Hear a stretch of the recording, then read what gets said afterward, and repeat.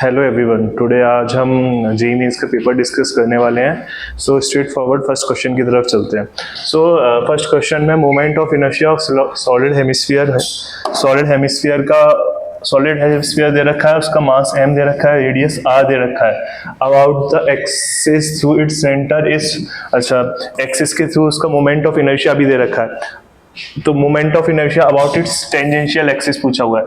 तो हमें पता है एज वी नो है स्फीयर का अलोंग द सेंटर जो मोमेंट ऑफ इनर्शिया होता है वो क्या होता है 2/5 mr²।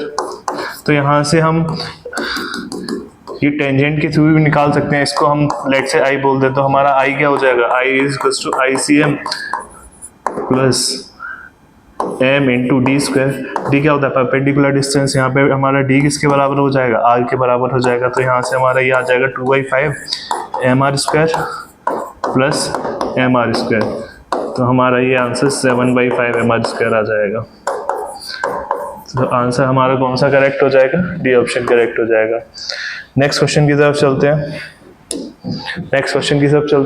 नेक्स्ट क्वेश्चन में दो सर्कुलर डिस्क दे रखी हैं, उनका मास का रेशियो दे रखा है, मास इज 1:2 में है एंड रेडियाई का रेशियो 2:1 दे रखा है। रेशियो पूछा है मोमेंट ऑफ इनर्शिया का। लेट्स से फर्स्ट रेडियस थोड़ा सा m1:m2, m1 रेशियो m2 लिखा है, तो m1/m2 हमारा क्या हो जाएगा, m1/m2 1/2 दे रखा है हमें, एंड हमें रेडियस का रेशियो दे रखा है, this is r1/r2। Let's say कितना दे रखा है हमें 2:1। मोमेंट ऑफ इनर्शिया का रेशियो पूछा है, तो I1/I2 क्या हो जाएगा हमारा डिस्क के केसेस में। अबाउट देयर डायमीटर बोल रखा है, तो डिस्क के केसेस में डायमीटर के अलोंग जो मोमेंट ऑफ इनर्शिया वो होता है वो कितना होता है, दिस इज m²/4। तो यहाँ से मैं बोल सकता हूँ m1 r1²/4/m2 r2²/4। इसका रेशियो पूछा है, 4 से 4 कट जाएगा, तो आंसर हमें m1/m2 और मल्टीप्लाई बाई r1/r2 का होल स्क्वायर मिल जाएगा। सो m1/m2 हमें दे रखा है 1:2, तो दिस इज 1/2। r1:r2 दे रखा है हमें 2:1, तो दिस इज 2 × 1 का होल स्क्वायर। तो आंसर हमारा 2, दिस इज हमारा यहाँ से अगर सॉल्व करेंगे तो 2 आ जाएगा। तो आंसर हमारा आंसर बी करेक्ट हो जाएगा 2:1। नेक्स्ट क्वेश्चन की तरफ चलते हैं। नेक्स्ट क्वेश्चन में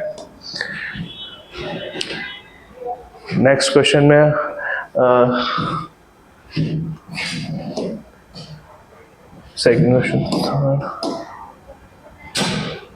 ओके फोर्थ क्वेश्चन को देखते हैं। फोर्थ क्वेश्चन में क्या लिखा है, एक thin uniform rectangular metallic triangular sheet दे रखी है, उसका मास m दे रखा है और साइड दे रखा है AB = C, BC = L। What is the moment of inertia of the axis AC, along AC के अलोंग इसका मोमेंट ऑफ इनर्शिया पूछा हुआ है। तो लेट्स अज्यूम अगर ये एक फुल रेक्टेंगल होता तो इस एक्सिस और इस एक्सिस के बराबर जो मोमेंट ऑफ इनर्शिया होता वो सेम होता, क्योंकि ये स्क्वायर है, बीच में 90 डिग्री एंगल बना रहा है। तो अगर इसके एक्सिस के अबाउट में बोल दूं तो इसका मोमेंट ऑफ इनर्शिया में अगर I बोलता और इसका I बोलता, तो हम मोमेंट ऑफ इनर्शिया I का कैसे लिख सकते थे, I को हम लिख सकते थे कि 2I हमारा, अगर इस एक्सिस के अबाउट I0 है परपेंडिकुलर एक्सिस जो, तो 2I हमारा I0 के बराबर है, ठीक है। तो I हमारा कितना आ जाता, I0/2 आ जाता। तो यहाँ से अगर हम सॉल्व करेंगे तो हमारा वही सेम आ जाएगा जो हमारा इन परपेंडिकुलर एक्सिस के अलोंग आता, ठीक है। सो यहाँ से हम डायरेक्टली आंसर बोल सकते हैं कि हमारा आंसर कितना हो जाएगा कि ml²/12। नेक्स्ट क्वेश्चन की तरफ चलते हैं।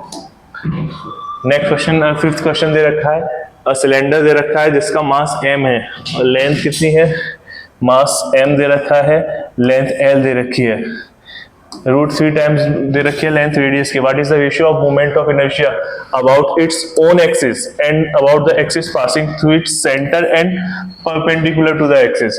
अच्छा, एक सॉलिड सिलेंडर की अगर हम बात करें तो ये इसकी ओन एक्सिस है, इसके अबाउट हमें पता है मोमेंट ऑफ इनर्शिया क्या होता है, सेम डिस्क की तरह होता है, दिस इज mr²/2। और बात करें सेंटर से जो एक्सिस पास करती है और जो लेंथ के परपेंडिकुलर होती है, इसके अराउंड, इसके अबाउट कितना होता है, mr²/4 प्लस ml²/12। इसका हमने डेरिवेशन भी देखा था क्लास में, वेयर एल क्या है, इसकी लेंथ है। तो यहाँ पे अगर मैं रेशियो निकालना चाहूँ तो हमारा आंसर आ जाएगा mr²/2 divided by mr²/4 plus ml²/12। L की वैल्यू हमें जो दी हुई है वो पासिंग लेंथ की वैल्यू √3 टाइम्स आधे रखी है, तो एल को √3 आप पुट कर लेंगे, यहाँ से हम आंसर कैलकुलेट कर लेंगे, जो हमारा क्या आता है, 1 आता है। ठीक है, नेक्स्ट क्वेश्चन की तरफ चलते हैं। अच्छा, moment of inertia of thin rod of mass m and thin rod दे रखी है, मास m दे रखा है, लेंथ l दे रखा है, about the axis passing through the point at distance l/4 of its end and perpendicular to the rod is. तो एक रॉड दे रखी है जिसका लेंथ कितनी है, l है। अच्छा, एक ऐसी एक्सिस के अबाउट मोमेंट ऑफ इनर्शिया पूछा है जो वन ऑफ द एंड से l/4 डिस्टेंस दूर है। तो इसका अगर मैं सेंटर ऑफ मास बोलूँ तो सेंटर ऑफ मास यहाँ से पास करेगा, और इसके अबाउट हमें मोमेंट ऑफ इनर्शिया पता है कितना होता है, ml²/12। तो दिस एक्सिस के अबाउट अगर मैं I बोल दूँ तो I मेरा कितना हो जाता है, ml²/12, जो कि मेरा ICM है, प्लस जो ये वर्टिकल डिस्टेंस है d, plus m × d²। d की जगह यहाँ पे हम l/4 पुट कर सकते हैं, क्योंकि इस पैरेलल एक्सिस का यहाँ से डिस्टेंस कितना होगा, l/4, ये टोटल l/2 है, दिस इज l/4, तो ये भी कितना हो जाएगा, l/4। तो यहाँ से मोमेंट ऑफ इनर्शिया इस रॉड का इस एक्सिस के अबाउट हमें मिल जाएगा। नेक्स्ट क्वेश्चन की तरफ चलते हैं। नेक्स्ट क्वेश्चन, कैविटी प्रॉब्लम दे रखी है, एक बिगर स्फीयर है, उसमें से एक स्मॉल स्फीयर निकाल दिया है, तो रिमेनिंग पोर्शन का मोमेंट ऑफ इनर्शिया पूछा हुआ है। अच्छा, ये डिस्क दे रखी है, एक लार्जर डिस्क में से एक स्मॉलर डिस्क निकाल दी। इस बड़ी डिस्क का मास कैपिटल M ले लेते हैं, स्मॉल डिस्क का मास स्मॉल m ले लेते हैं। एज वी ऑलरेडी नो कि हमारा मोमेंट ऑफ इनर्शिया क्या हो जाएगा, रिमूव पोर्शन का। अगर इसका मोमेंट ऑफ इनर्शिया सेंटर के अबाउट, ओ पॉइंट के अबाउट में अगर I लेता हूँ, और इसका मोमेंट ऑफ इनर्शिया I' लेता हूँ, या फिर इसका I1 ले लेते हैं और इसका I2 ले लेते हैं।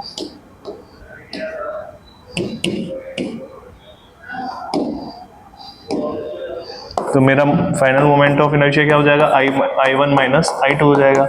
I1 को क्या लिख सकते हैं, डिस्क के केस में, डिस्क के केस में सेंटर के अबाउट मोमेंट ऑफ इनर्शिया कितना होता है, दिस इज mr²/2, और माइनस ये I2 का, इसका मोमेंट ऑफ इनर्शिया इसके अबाउट कितना होगा, इसका इस सेंटर के अबाउट होगा mr²/2 प्लस इसका इस लेंथ के अराउंड ये डिस्टेंस कितना हो जाएगा, this is r/2 distance, plus m × r/2 का होल स्क्वायर। स्मॉल r को भी कैपिटल R पुट कर सकते हैं, तो this is m capital R/2 put कर सकते हैं, r/2 का whole square by 2 plus m × r/2 का होल स्क्वायर। ये इसका मोमेंट ऑफ इनर्शिया हो जाएगा अबाउट पॉइंट O। तो माइनस यहाँ से हम लिख सकते हैं, ये आ जाएगा r²/4 और 2 mr², स्मॉल m आएगा यहाँ पे। तो स्मॉल m हम अगर कॉमन ले लें तो हम ये बोल सकते हैं small m, this is r²/8, and ये यहाँ से हमें आ जाएगा, दिस इज r²/4। यहाँ से अगर स्मॉल m को भी हमें कन्वर्ट करना है तो हम डेंसिटी का यूज कर सकते हैं। ठीक है, हमें पता है कि total mass upon total volume, जो कि इसकी डेंसिटी है, तो टोटल वॉल्यूम या फिर टोटल एरिया, एरिया इसके केस में कितना हो जाएगा, πr² बराबर होगा small r by small pi into small r² के बराबर। यहाँ से कैपिटल M को रख के हमें फाइनल आंसर मिल जाएगा। ठीक है, नेक्स्ट क्वेश्चन की तरफ चलते हैं। नेक्स्ट क्वेश्चन, 4 फोर्सेस दे रखे हैं।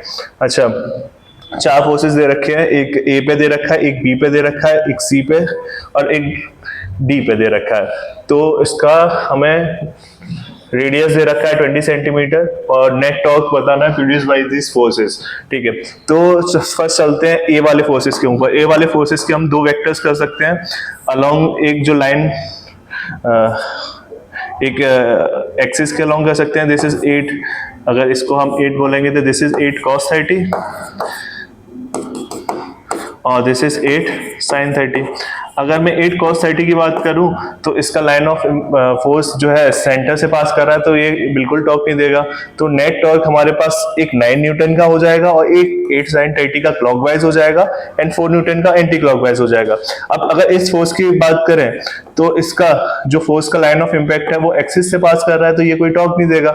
तो हमारे पास नेट टॉर्क कितना हो जाएगा, क्लॉकवाइज माइनस एंटी क्लॉकवाइज कर देते हैं। क्लॉकवाइज कितना है, 9 इंटू रेडियस के बराबर, ठीक है, रेडियस को वैल्यू को बाद में पुट कर देंगे, प्लस ये हमारा हो जाएगा 8 sin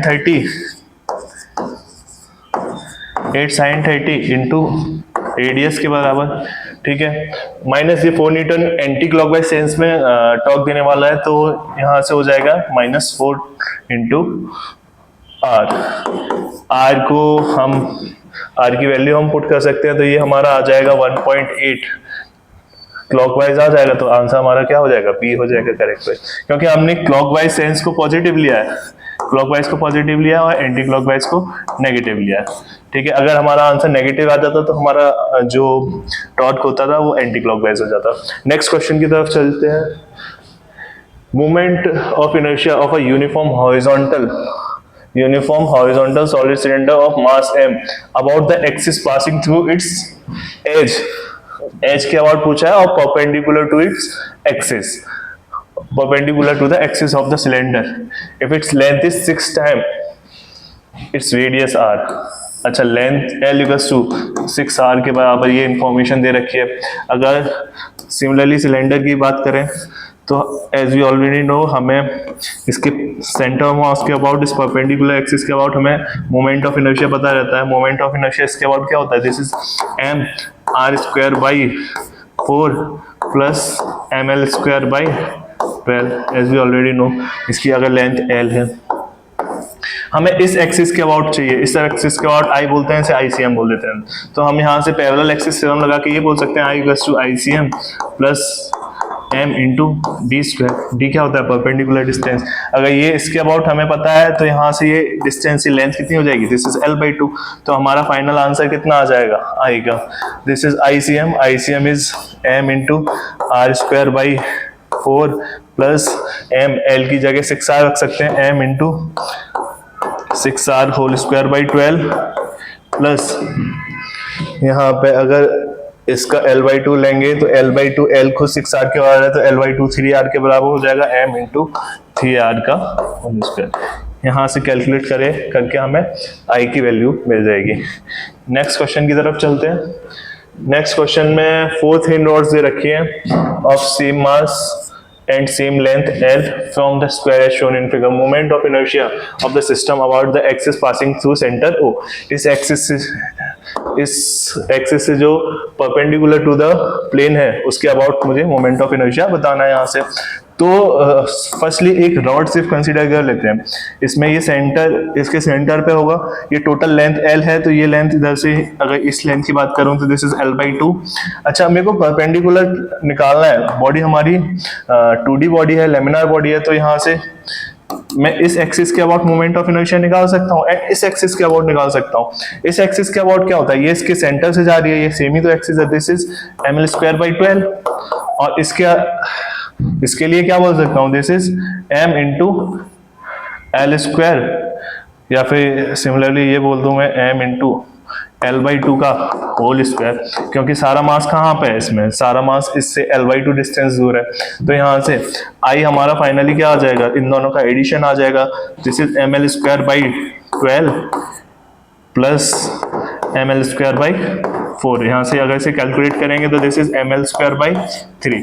ये हमें जो मोमेंट ऑफ इनर्शिया मिल गया वो सिर्फ एक रॉड का मिल गया। 4 रॉड का निकालने के लिए जो हमारा फाइनल आंसर आ जाएगा, I फाइनल आ जाएगा हमारा, वो 4 टाइम्स I आ जाएगा। तो हमारा 4 times ml square by ml square by 3, ये आंसर आ जाएगा। तो हमारा करेक्ट आंसर क्या हो जाएगा, 4/3 ml स्क्वायर। नेक्स्ट क्वेश्चन की तरफ चलते हैं। नेक्स्ट क्वेश्चन, अच्छा, एक ABC एक ट्रायंगल दे रखा है, यूनिफॉर्म थिकनेस दे रखी है, AB साइड दे रखी है, AB साइड फोर लेंथ की 4 यूनिट की दे रखी है, BC 3 यूनिट की दे रखी है, एंड AC हमारी 5 यूनिट की दे रखी है। और हमसे ये पूछा है कि कौन सी किसके अबाउट मोमेंट ऑफ इनर्शिया ज्यादा होगा और किसके अबाउट मोमेंट ऑफ इनर्शिया कम होगा। सो हमें पता है कि जब भी मास अपनी एक्सिस से दूर होता है तो उस एक्सिस के अबाउट मोमेंट ऑफ इनर्शिया ज्यादा होता है, ठीक है। तो अगर मैं क्लियरली AB की बात करूं तो मासेस इसके अबाउट मैक्सिमम मास 3 डिस्टेंस दूर है और मिनिमम तो पास में ही है। अगर 3 की बात करूंगा तो मैक्सिमम मास 4 डिस्टेंस दूर है। तो अगर जब BC की बात करूंगा तो हम ये कह सकते हैं कि BC से मास कंपैरेटिवली AB के ज्यादा दूर है, तो हमारा BC के about moment of inertia AB से ज्यादा हो जाएगा, ठीक है। नेक्स्ट क्वेश्चन की तरफ चलते हैं। Next question radius of gyration पूछा है about of a circular disk का about a tangential axis in the plane of disk and of a circular ring। अच्छा, एक गायरेशन पूछा है सर्कुलर डिस्क का जो टेंजेंशियल एक्सीलरेशन जो प्लेन में है एंड डिस्क का जिसका डिस्क एंड सर्कुलर रिंग और जिसका सेम रेडियस है और टेंजेंशियल एक्सिस इसका भी इन द प्लेन है, ठीक है। तो अगर मैं बात करूं डिस्क की, तो डिस्क की बात करूं तो डायमीटर एक्सिस के अबाउट जो मोमेंट ऑफ इनर्शिया होता है डिस्क के केस में दिस इज mr²/4, और जो टेंजेंस के अलोंग होता है उसमें एक mr² m into parallel axis लगा के एक mr² और ऐड हो जाएगा, तो दिस इज क्या हो जाता है हमारा 5/4 mr², ठीक है। सेम रिंग की बात करें, इसमें ये बीच में मास है ये बोल सकते हैं। रिंग की बात करें तो एक एक्सिस के अबाउट हमारा मोमेंट ऑफ इनर्शिया कितना होता है, दिस इज mr²/2। और अगर इस एक्सिस टेंजेंशियल एक्सिस के अबाउट बोलूं तो मोमेंट ऑफ इनर्शिया मेरा क्या आ जाता है mr²/2 प्लस mr², तो दिस इज 3/2 mr², ठीक है।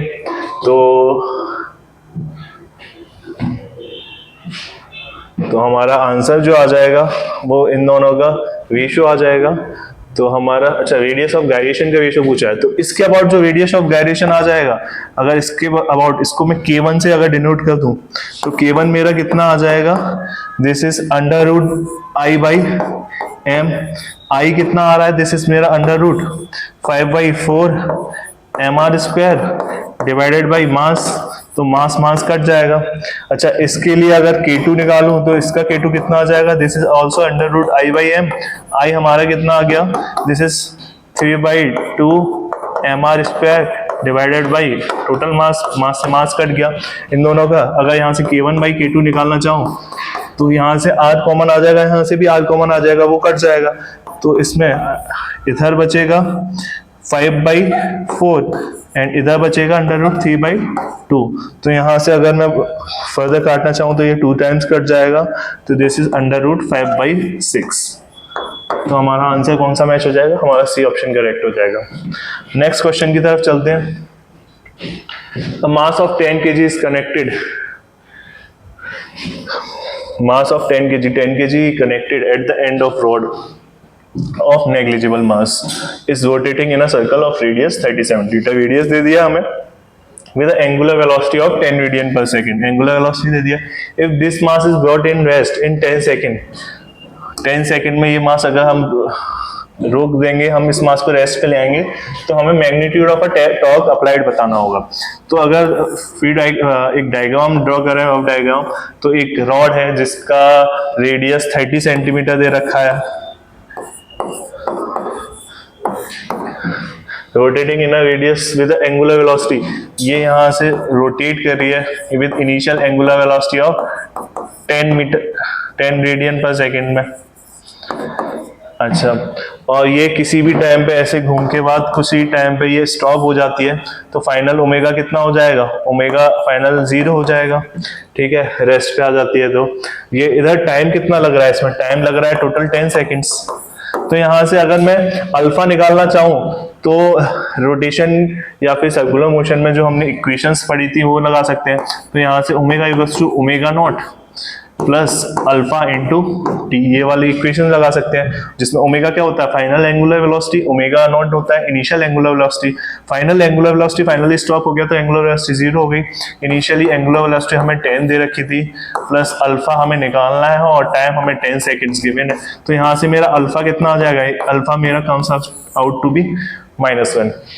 अच्छा, जब हमारा अल्फा आ गया तो हमें पता है कि टॉर्क किसके बराबर होता है, आई इंटू अल्फा के बराबर। अच्छा, इसका मोमेंट ऑफ इनर्शिया और निकालना पड़ेगा। तो अल्फा तो हमें मिल गया, आई की कैलकुलेशन अगर इधर देखी जाए तो आई इस केस में कितना हो जाएगा, टोटल मास एक 30 सेंटीमीटर डिस्टेंस पे दूर है तो मास कितना है टोटल 10 kg। तो this is m into R square. M कितना है 10 और रेडियस यहाँ से 30 सेंटीमीटर, इसको मीटर में करेंगे तो 0.3 का स्क्वायर, दिस इज 0.09, ये 0.9 आ जाएगा। अल्फा 1 आ गया था तो हमारा फाइनल आंसर कितना मिल जाएगा 0.9। नेक्स्ट क्वेश्चन की तरफ चलते हैं। नेक्स्ट क्वेश्चन, एक व्हील है जिसका मोमेंट ऑफ इनर्शिया दे रखा है this and making 20 revolutions per second, the torque needed to stop it in 10 second. तो सिमिलर फैशन में है ये क्वेश्चन भी सिमिलर फैशन में है। तो इसमें अगर आगे इसको सॉल्व करेंगे तो हम ये बोल सकते हैं कि एक व्हील है जिसका मोमेंट ऑफ इनर्शिया ये दे रखा है, अच्छा वो 20 रिवॉल्यूशंस पर सेकंड से चल रहा है। अगर टॉर्क नीडेड, अगर मैं ओमेगा की बात करूं तो ओमेगा कितना हो जाएगा, एक रिवॉल्यूशन में 2 पाई चलता है तो 20 रिवॉल्यूशंस में 2 पाई इंटू 20 चलेगा। दिस इज, ये हमारा यहाँ से ओमेगा आ जाएगा, ओमेगा हमारा कितना आ जाएगा, दिस इज 40 पाई। अब बेसिकली हम कह सकते हैं this is omega naught initial velocity. अच्छा, फाइनल ओमेगा ये बोल रहा है स्टॉप हो रहा है तो फाइनल ओमेगा कितना हो रहा है 0। ठीक है, मोमेंट ऑफ इनर्शिया दे रखा है तो यहाँ से इन टाइम दे रखा है, टाइम कितना दे रखा है 10 सेकेंड्स। तो सिमिलरली यहाँ से भी हम अल्फा निकाल सकते हैं सेम फॉर्मूला लगा के, omega equals to omega nought plus alpha into T. Omega हमारा पास 0 है, omega nought this is 40 pi plus alpha time 10 दे रखा है, अल्फा इक्वल्स टू कितना आ जाएगा मेरा अल्फा यहाँ से 10 से डिवाइड करके दिस इज -4 पाई। ठीक है, यहाँ से हमें अल्फा मिल गया। जब हमें अल्फा मिल गया तो हम डायरेक्टली ये कह सकते हैं कि जो टॉर्क हमें रिक्वायर्ड होगा वो कितना रिक्वायर्ड होगा, आई टाइम्स अल्फा। तो आई की अगर मैग्नीट्यूड की बात करो, अगर मैग्नीट्यूड की बात कर रहे हैं तो this is 4 pi, sorry I की बात करें तो आई हमें गिवन है क्वेश्चन में, आई कितना दे रखा है हमें 5 into 10 to the power -3 into alpha कितना आया हमारा, दिस इज 4 पाई। तो यहाँ से सॉल्व करेंगे तो 5 to 10 this is 2 pi into 10 to the power -2 लिख सकते हैं इसे। तो आंसर हमारा क्या हो जाएगा, ए ऑप्शन करेक्ट हो जाएगा 2 पाई। नेक्स्ट क्वेश्चन की तरफ चलते हैं। नेक्स्ट क्वेश्चन, अगर टॉर्क दे रखा है और फोर्स दिस, डायरेक्ट क्वेश्चन पूछा हुआ है टॉर्क के वेक्टर फॉर्म पे, आर वेक्टर दे रखा है तो हमें पता है टॉर्क इक्वल्स टू क्या होता है R cross F. R vector हमें दे रखा है, एफ दे रखा है, हमें डायरेक्टली क्रॉस प्रोडक्ट करना है। क्रॉस प्रोडक्ट के लिए चाहो तो डिटर्मिनेंट मेथड से जा सकते हैं, आई जे के this plus minus plus and I R vector हमारा पहले लिखा जाएगा 7 3 1, इसकी मैग्नीट्यूड इधर -3 1 5, इसे क्रॉस मल्टीप्लाई करके हम फाइनल आंसर निकाल सकते हैं। नेक्स्ट क्वेश्चन, ये भी सिमिलर फैशन पे क्वेश्चन है लेकिन इसमें हमें डिस्प्लेसमेंट वेक्टर डायरेक्ट नहीं दिया, हमें दो पोजीशंस दे दिए हैं कि r1 position vector, r2 position vector. तो इसमें हमें r वेक्टर कैलकुलेट करना पड़ेगा। तो देखो फोर्स हमें गिवन है, r1 पॉइंट गिवन है, acting on a point this point पे लग रहा है। अगर मैं यहाँ पे बनाना चाहूँ, अगर दिस इज r1, ये मेरा r1 वेक्टर है और ये यहाँ पे मेरा r2 वेक्टर है। ठीक है, अब फोर्स हमारा किस पे लग रहा है, इस पे फोर्स लग रहा है। तो जो हमारा इसके अबाउट मुझे अगर टॉर्क बताना है तो ये हमें लेना पड़ेगा, दिस इज, ये हमारा क्या वेक्टर हो जाएगा, ये r वेक्टर हो जाएगा। r वेक्टर को क्या बोल सकते हैं हम, this is r1 vector minus r2 vector. यहाँ से r वेक्टर निकालेंगे, फिर हमें पता है टाउ इक्वल्स टू हमारा क्या होता है r vector cross f vector. यहाँ से हम टॉर्क की फाइनल वैल्यू कैलकुलेट कर लेंगे। नेक्स्ट क्वेश्चन की तरफ चलते हैं।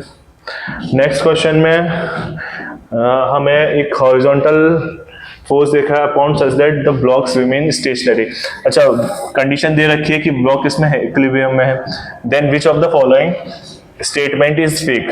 अच्छा, तो पहला ऑप्शन की तरफ चलते हैं, F इक्वल्स टू mg। अगर इसका मैं FBD बनाऊं तो इसका FBD हम क्या क्या फोर्सेस दिखाएंगे, एक mg दिखा सकते हैं, ठीक है, जो सेंटर पे लग रहा होगा, एक F दिखा सकते हैं, और एक इधर फ्रिक्शन आ रहा होगा जो बेसिकली mg को काउंटर कर रहा होगा, और एक नॉर्मल भी आ रहा होगा। वैसे हम नॉर्मल किस डायरेक्शन में आ रहा होगा, अगर इस पॉइंट के अबाउट बात करूं तो हमारे पास जो फोर्स है वो हमें इसे क्लॉकवाइज घुमा रहा है, तो जो हमारा नॉर्मल होगा वो अगर इसे इक्विलिब्रियम में रहना है तो वो इसे एंटी क्लॉकवाइज घुमाएगा, तो इस सेंस में कहीं नॉर्मल नीचे की डायरेक्शन में आ रहा होगा, ठीक है। अगर मैं बात करूं इस फोर्स की, तो फ्रिक्शन हमें ये क्लॉकवाइज सेंस में घुमा रहा है, तो नॉर्मल को भी एंटी क्लॉकवाइज सेंस में घुमाना पड़ेगा अगर ये बॉडी स्टेशनरी रहेगी तो, ठीक है। तो F इक्वल्स टू mg, अच्छा फ्रिक्शन इक्वल्स टू mg के बराबर होगा, यहाँ से ये बोल सकते हैं F इक्वल्स टू mg, और ये भी बोल सकते हैं कि जो नॉर्मल होगा वो हमारा F फोर्स के बराबर होगा, दिस इज F। नॉर्मल हमारा किसके बराबर होगा, F के बराबर। तो फर्स्ट mg बोल रखा है, F इक्वल्स टू नॉर्मल, तो A भी करेक्ट है, B भी करेक्ट है, और C ऑप्शन बोला F will not produce torque, F will not produce torque, ये भी हमारा करेक्ट है। ये ऑप्शन डी बोल रखा है N will not produce torque, ये हमारा ये वाला ऑप्शन गलत हो जाएगा, क्योंकि बेसिकली जो फ्रिक्शन का टॉर्क आ रहा होगा उसे नॉर्मल का टॉर्क ही बैलेंस कर रहा होगा। नेक्स्ट क्वेश्चन, नेक्स्ट पार्ट पे चलते हैं। A boy and a man carry a uniform rod of length L। एक बॉय और man carry a uniform rod of length L horizontally in such a way that boy gets 1/4 load and boy is at the end of the road। तो अगर मैं इस rod को लूं तो यहाँ पे अगर इसे बोल दूं यहाँ पे बॉय है, मैन कहीं भी हो सकता है बीच में, ठीक है। तो बॉय को जो यहाँ पे जो नॉर्मल बोल रहा है वो L/4 बोल रहा है, कितना 1/4 लोड ले रहा है। टोटल लोड कितना आ रहा होगा इन दोनों में मिला के, इस पे एक mg नीचे लग रहा होगा, ठीक है। तो टोटल लोड कितना है यहाँ से अगर मैं बोलूँ तो टोटल लोड mg आ रहा होगा A और B पे, B बॉय पे और M पे, टोटल लोड कितना आ रहा होगा mg। अगर बॉय का बोला हुआ है कि बॉय ले रहा है यही L के बराबर है L/4, मतलब mg/4 बॉय ले रहा है, ठीक है। अब पूछा हुआ है कि the boy is at the other and, the distance of the man at the other and is. अच्छा, अगर ये mg/4 ले रहा है तो मैन कितना ले रहा होगा, मैन कितना ले रहा होगा mg माइनस mg/4, तभी तो ये इक्विलिब्रियम में रह सकता है, ये हो जाएगा यहाँ से 3mg/4। तो अगर इसके अबाउट में टॉर्क लिखना चाहूँ बॉय के अबाउट, तो बॉय के अबाउट क्या लिख सकते हैं, एक mg लग रहा होगा जो कि कहाँ पे लग रहा होगा, सेंटर पे, तो this is at a distance L/2, और एक मैन भी फोर्स लगा रहा होगा, कितना फोर्स लगा रहा होगा mg 3mg/4। और हम ये भी बोल सकते हैं कि वो यहाँ से इनिशियली कुछ x डिस्टेंस पे होगा, ठीक है।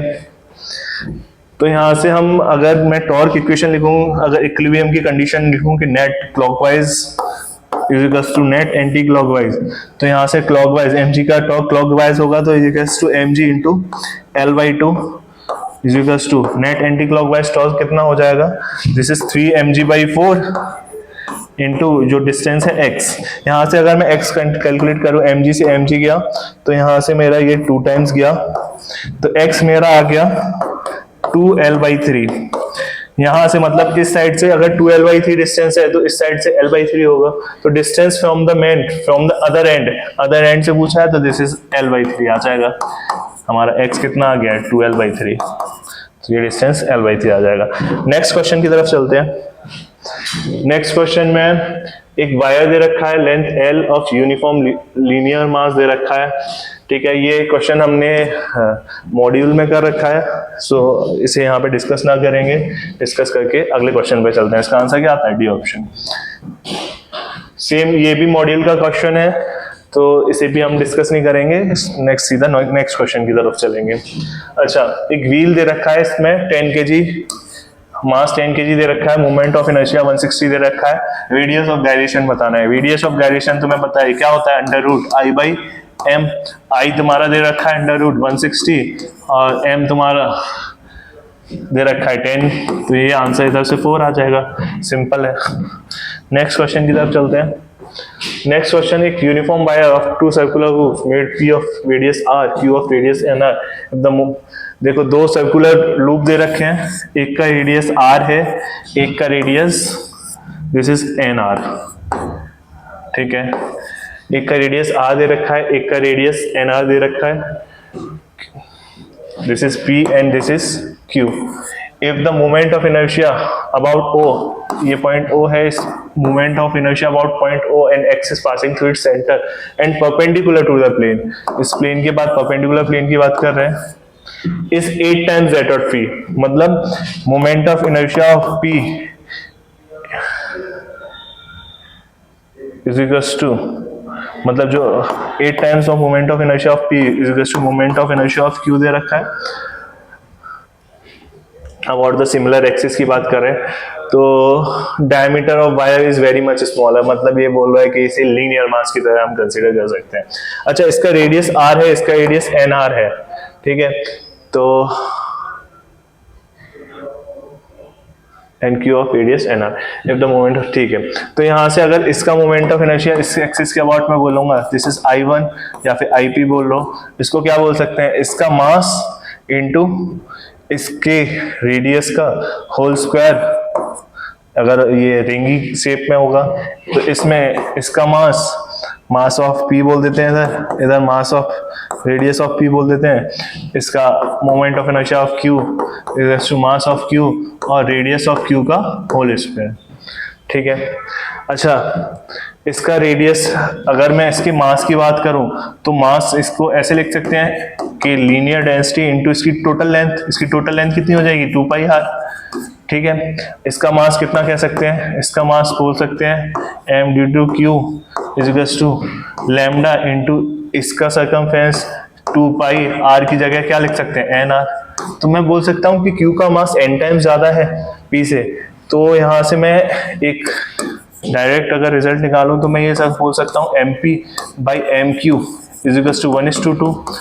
अच्छा, और हमको ये भी पता है कि रेडियस भी n टाइम्स ज्यादा है, तो यहाँ से अगर थोड़ा सा अगर इसे इलेबोरेट करके मैं लिखूं, moment of inertia of p, mass of p into radius of p का whole square equals to mass of q into radius of q का होल स्क्वायर, ठीक है। तो मास ऑफ p की बात करें तो this is half of q या फिर mq का 2 टाइम्स ऑफ mp, तो this is 8 into mp, radius of p is r square. अच्छा, यहाँ से लिख सकेंगे तो ये n times mass of p and rq को लिख सकते हैं n टाइम्स r इसका होल स्क्वायर, तो यहाँ से सॉल्व करेंगे mp कट जाएगा, r स्क्वायर कट जाएगा, तो n³ बराबर किसके आ जाएगा 8, तो n बराबर कितना आ जाएगा 2, ठीक है। नेक्स्ट क्वेश्चन की तरफ चलते हैं। नेक्स्ट क्वेश्चन सिमिलर टाइप का क्वेश्चन हमने कर रखा है, हमें बताया कि जो परसेंट चेंज इन, ये डीपीपी में हमने यहाँ पे 1.5 की जगह 1% देके सॉल्व किया था, तो हम यहाँ से सीधा बोल सकते हैं percent change in I is equals to 2 times percent change in are.